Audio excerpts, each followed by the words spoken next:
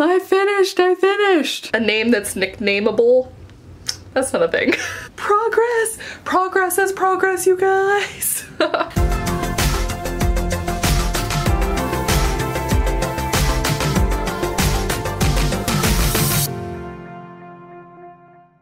Hey guys, I'm Kate. Welcome back to my channel and welcome to day 2 of NaNoWRIMO. And today I want to talk about routines because NaNoWRIMO is so interesting. As a freelance writer and an aspiring author, I have a pretty set writing routine, at least up until a certain point in the day, and then after that it's kind of just like a free-for-all. And what I think is so interesting about NaNoWRIMO is that so many people kind of use November as their non-word count goal is to get more into a writing routine, to write daily, to add that into their lives. I think that's a fantastic goal. Let me just say that real quick. Because I'm about to talk about how NaNoWRIMO is not routine. For a lot of us, Nano's this crazy, lofty goal that we only do 1 month out of the year because it's kind of so insane. But I also want to talk about it because so many people, including myself, will kind of preach about how great having a set routine is. But then there's also kind of things to be said for breaking out of your routine and like throwing something new into it, like NaNoWRIMO, or even just going off on a writing retreat or going on vacation and not writing. There's so many awesome ideas to be had and to be received and like the madness of something new. So anyways, I kind of just wanted to chat about the conflicting nature of those two thought processes and also tell you about my routine. So as a morning person, and because I said that my routine kind of falls to the wayside halfway through the day, I'm gonna take you back to this morning, earlier this morning. It's still just 10:17. So allow me to take you back to 3 hours ago. So first things first, I gotta wake up. Obviously, hopefully. I'm a morning person, but since it's so dark out in the morning still, since we haven't had daylight savings time again yet, I go ahead and get up at 7. I sleep with the fan on, so I gotta turn the fan off, and then I brush my teeth. And once I'm good and awake, I go ahead and start on my run. I don't do a run every day, sometimes I just go for a walk, but I think it's important to get out first thing in the morning for me to kind of like wake up and feel good. I already feel accomplished if I've gone on a run. So I wait a little bit before I hop in the shower to cool down. And my favorite activity while I'm waiting is to play with my puppy because he's just the cutest puppy ever. He's also not a puppy anymore. He's like 13 or 14 years old. But that's okay, he's a puppy at heart. Then I come back into my room and I like to get some natural light going because I'm going to do the other most important step to start my day, and that is make my bed. I know not everyone makes their bed in the morning, especially because you're just gonna hop right back into it, but there's something nice, especially because it's right next to my desk, at seeing a freshly made bed. Just makes everything neater, and it's like my brain, it's like I can breathe easier. So since I'm still waiting to cool down fully, I'm gonna go ahead and write a little bit. I usually get a little under 500 words for this first part before I'm going to hop in the shower. Then after I'm done with my shower, I go ahead and put on some serum and some moisturizer. That kind of covers my SPF for the day unless I'm gonna be going outside again later. And while I'm waiting for all of that to dry, I'm just gonna go ahead and answer some YouTube comments. This is, again, my usual kind of thing is I'll answer YouTube comments in the morning in between bits of writing. I like to kind of sandwich it in there. And then finally, once the effects of the run have worn off, I'm gonna make some coffee because I still really need it. I still haven't mastered latte art, but I absolutely love having a cappuccino in the morning, and later I will switch to just black coffee throughout the day, or teas. I'm a big tea fan. Finally, I'm gonna mark off the last day because it's a new day, y'all, and then I'm gonna get situated and start writing some more.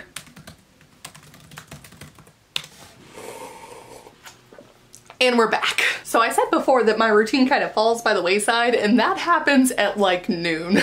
So I basically have 5 hours where I do like the same thing day in and day out, and that's why I'm bringing up NaNoWRIMO again, because of course yesterday I didn't have that. I didn't have that at all because I went to the midnight kickoff, which I'm usually in bed by like 10:30, you guys. So not going to sleep until like 2 is totally not part of the routine. And yet I think there was something so magical about being surrounded by all these other writers and doing something at midnight when your brain's still a little bit fuzzy. I think there's something beautiful in that. I think there's like some kind of great creative madness that's going on there. And I think you want a balance of that, but I'm very happy today to be back on my routine, which leads me into the problem that I'm having right now in this story. And the problem isn't really a problem, it's just that I'm bad at it, which is naming. Hello, if you are new to this channel, you may not know this, but if you've been around for a while, you definitely know that I'm just not good at names. And I figured out a name for the main character. I have the best friend's name, I have the parents' names, I have the bodyguard of the prince's name, but oh yeah, right there, don't have the prince's name. I'm having to highlight all the places that I need to fill stuff in, and I figure that because I am revising, this is literally the time to do it, because he's finally mentioned about 3,000 words in, and I want to fill it in because up until this point, I'm ready for my 3,000th word so I can continue my NaNoWRIMO sentence, but I can't do that if it's not like the actual 3,000th word, which it won't be because, you know, I gotta fill in the prince, 2 words, with 1 word, the name. During Preptober, I actually chose a name for the country, Mardalona. So thankfully I did that. I'm gonna have to go in and I can fill out Mardalona now, because what I currently have is something country. Come with me on a journey. Something country, that's gonna be filled in. Mardalona government, perfect. Oh, you can't see my thumb up. Perfect. But you can also see all that yellow because I still need to name the prince. This is the sad part when I'm almost done with my coffee. But that's when, according to my routine, I go and get breakfast. So, you know, I have that to look forward to. But what am I going to name this prince?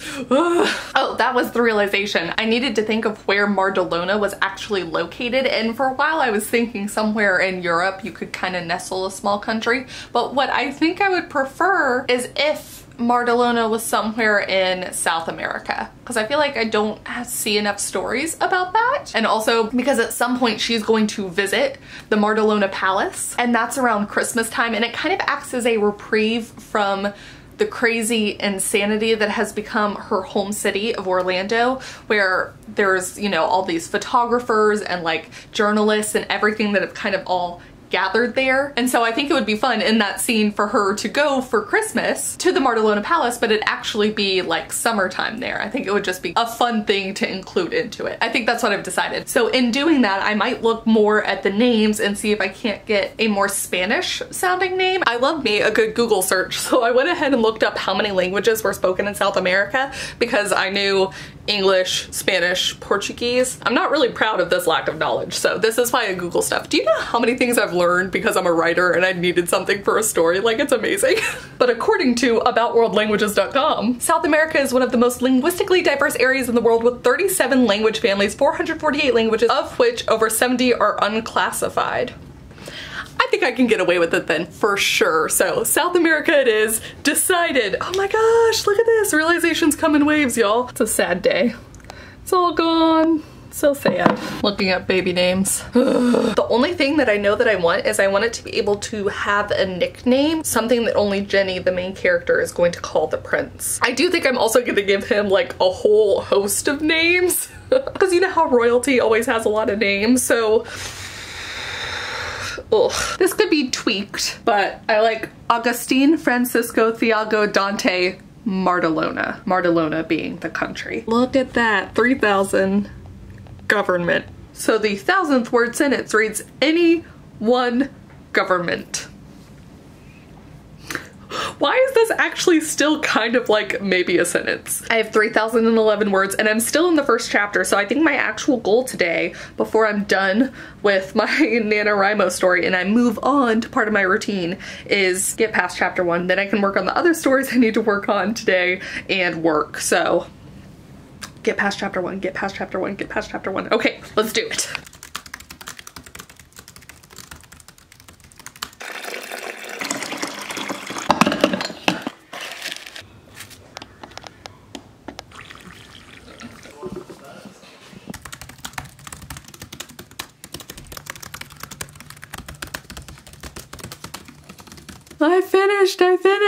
I finished chapter 1.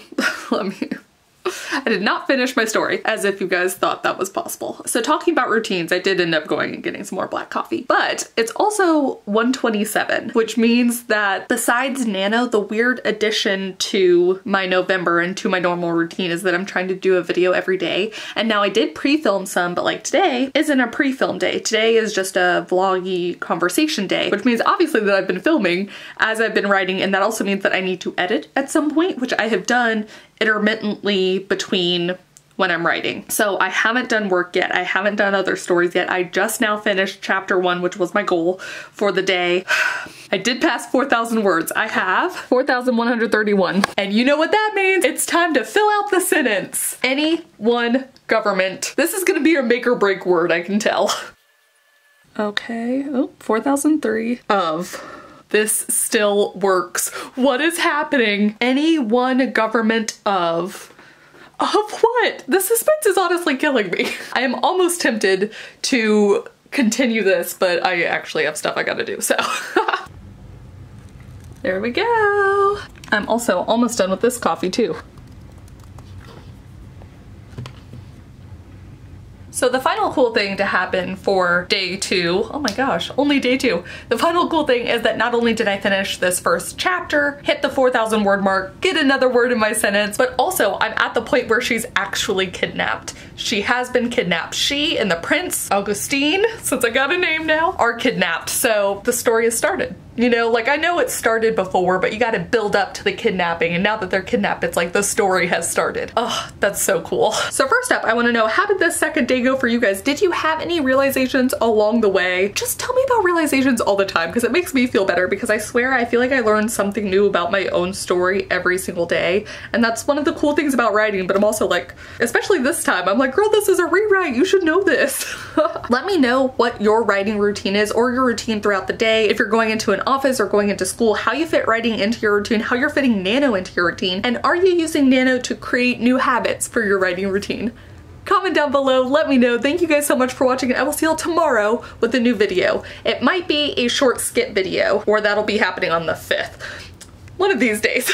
So thank you guys again for watching, bye! I have a routine, ugh, where am I going with this?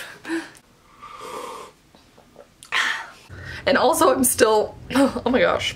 As a freelance writer and an aspiring author, oh my goodness.